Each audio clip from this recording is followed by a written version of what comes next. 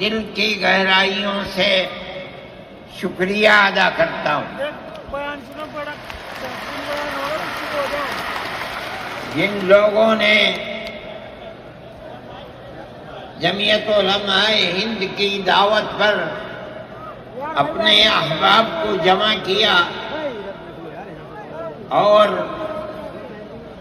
اپنے خرچ سے جمعیت علماء کا ایک پیسہ کیا پھوٹی کوڑی بھی نہیں لگی.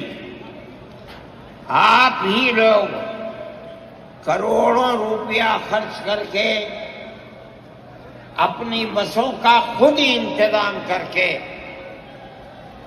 یہاں تشریف لائے دعوت پر اور آ کر بیٹھے. جمعیت علماء ہند کے خدام کے دل میں اس کی بڑی قدر ہے. اللہ آپ حضرات کو اس کا بہتر بدلہ عطا فرمائے.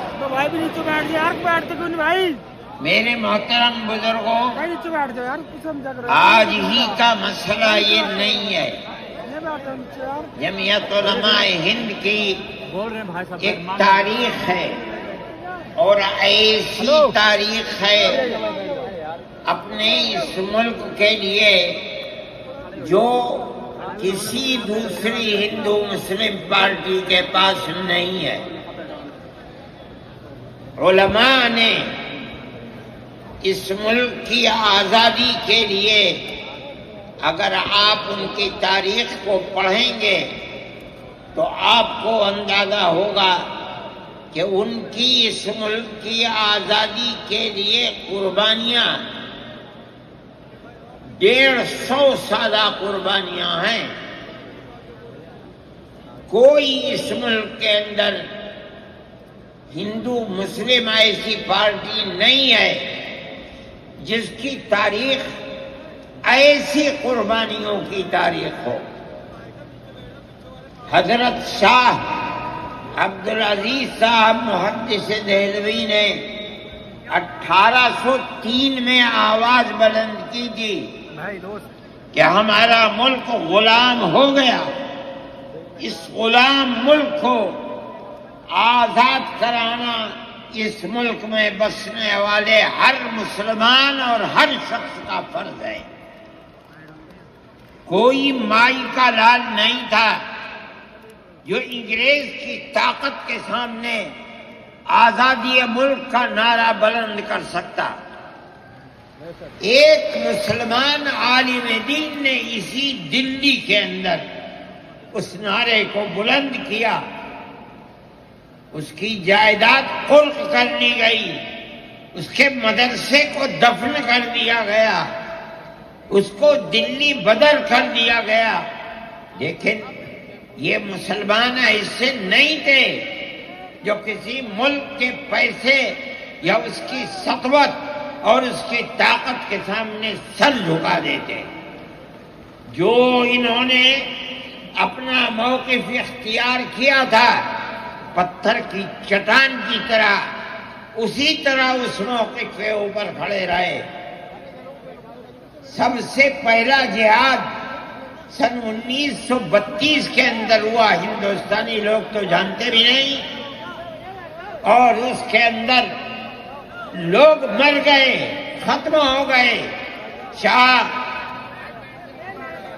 عبدالعزیز صاحب کے رشتے کے ان کے قریب ان کی اولاد میں شاہ اسماعیل شہید اور رائے بریلی کے شاہ احمد شہید دونوں کے دونوں ختم ہو گئے، شہید ہو گئے بالا کوٹ کے میدان میں.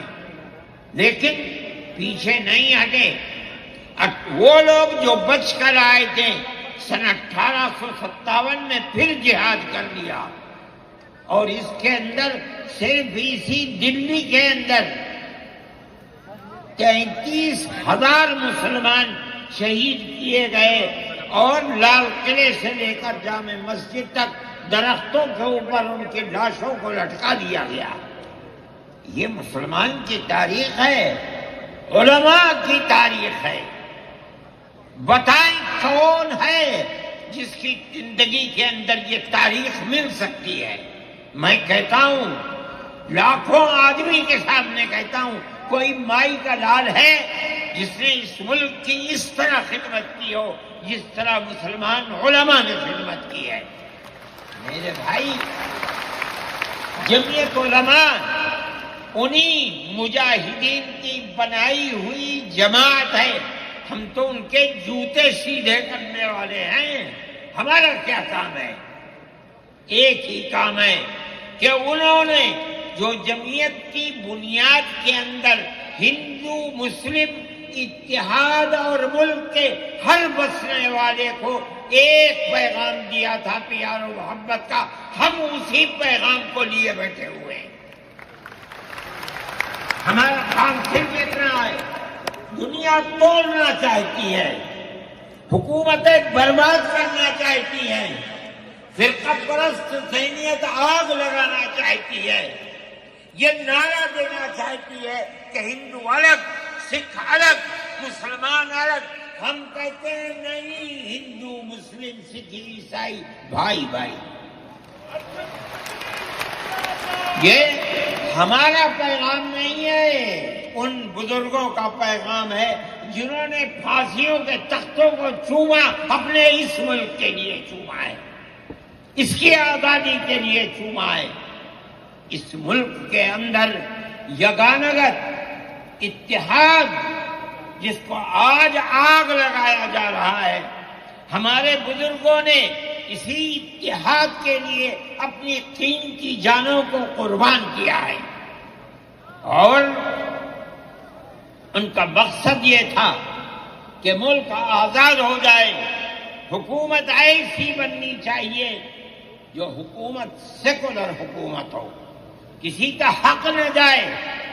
کانگریس اس لیے نہیں بنی تھی، یہ 1803 کی آواز ہے کہ ملک غلام ہو گیا، جہاد کرنا فرض ہے. کانگریس کا تو وجود بھی نہیں تھا. کانگریس تو 28 دسمبر 1985 کو بنی ہے، اور اس کا پہلا اجلاس بمبئی کے اندر ہوا ہے. آپ لوگ سمجھیں اس کو، کانگریس ملک کو آزاد کرانے کے لیے نہیں بنی تھی. کانگریس کی تجویز موجود ہے. وہ کہتے ہیں کہ ہندو مسلم ملک کے بسنے والوں کی اس جنگ و جدال سے دو جہاد، سن 32 کا 1857 کا، اس جہاد کے نتیجے میں جو برطانیہ کی حکومت اور ہندوستان کی حکومت میں دوری پیدا ہو گئی ہے، کانگریس کا مقصد تھا کہ اس دوری کو ختم کر دیا جائے، ملک کو اپنے گردن سے زنجیر غلامی کی نکال